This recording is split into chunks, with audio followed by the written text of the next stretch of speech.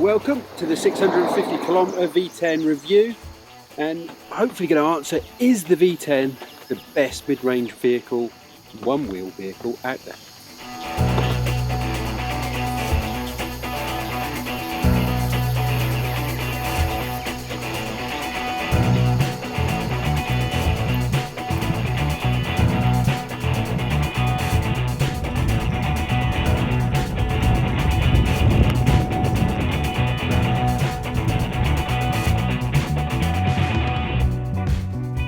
I have enjoyed every one of those kilometres, and it's holding up really well. There's a few scuffs and there's a few scrapes. It was pristine, and then I had an accident. I had a blowout, had a puncture, and the wheel went one way and I hit the pavement about 15 miles an hour. It was a pretty hard hit. It did go off and it did tumble, and it held up pretty well. You know, there's no cracks to the shell. There's a few scuffs on the footplate, but those are inevitable. I was surprised because all the InMotions are very shiny, very sort of polished surface. Really good looking wheel, the InMotion. All InMotions are, I think.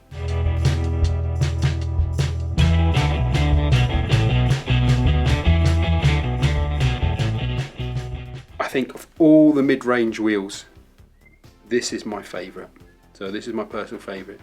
If you've ever rung up on the phone and you've been unfortunate enough to speak to me and you've asked me for my recommendation, I'll always tend to sway towards the V10. I love this wheel. One of the things I love about it, which is probably a bit like talking about an ashtray on a new car, is I love this handle. It's solid, it's simple, it works really well. If you're in any sort of rough terrain ground where you just don't think you can make it, this just comes up and you can just walk through it and just goes down so easily. Another thing I love feature wise with this are these big rubber foot plates.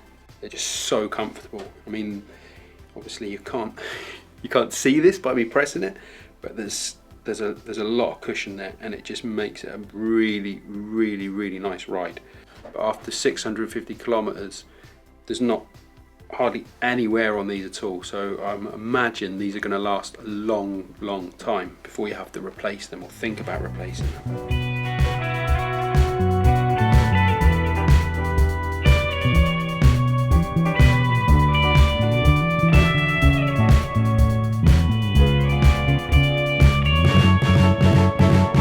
Guys, please like, share and subscribe, and you can follow us on all these social media channels that should be on the side of the screen here.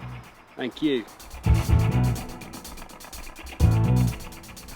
Tyre wise, like everything on this, it's big, it's comfy, so it's a 16-inch wheel, drives more like an 18-inch, so you've got loads of clearance.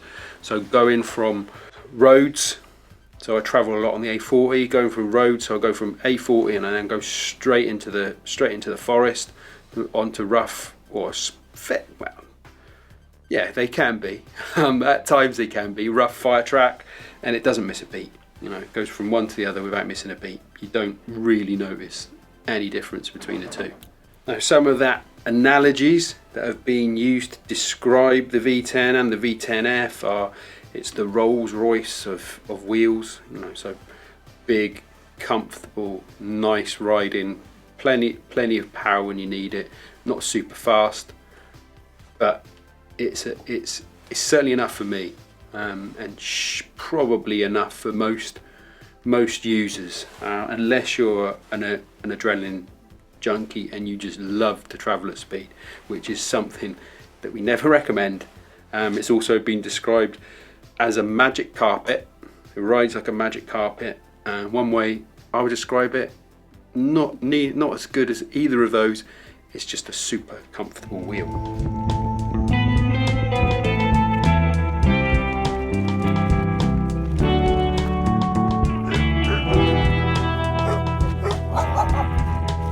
Over that 650 kilometers, we've not seen any drop off. We've not seen any battery degradation. It goes the same speed, it goes the same distance. One thing I have noticed, which I haven't been riding it as much in the colder weather, is you do see a significant difference between how far you can go when it's warm and how far you can go when it's cold. Even a few degrees seems to make a difference. So I was traveling in the summer backwards and forwards, which is probably, you know, if I go the right way, 16, 17 miles there and back. If I go the wrong way, which happens now and again, it's 20, or the scenic route rather than the wrong way. And I was probably being able to do that journey there, back, there again in the summer. Not so much in the winter. I think I'd struggle to go backwards and forwards. So that's a significant drop off that you're seeing. But that is purely down to the temperature.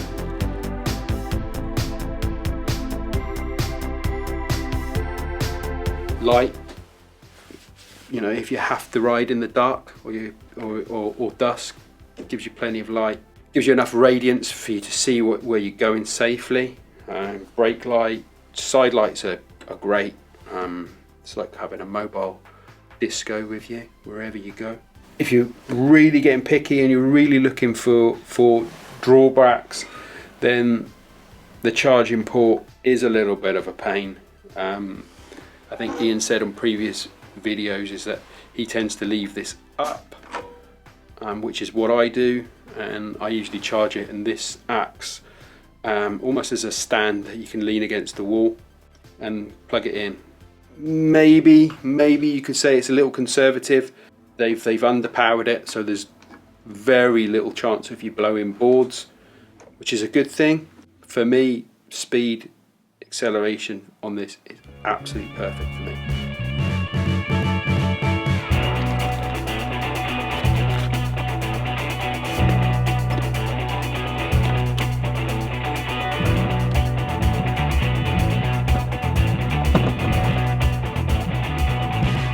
Great wheel. I mean, I love this wheel. I love it. So I will be sorry when I get to 1,000 kilometers and it goes up for sale. So it might be a while until we shoot that video. So I'd like to hang on to it for as long as possible.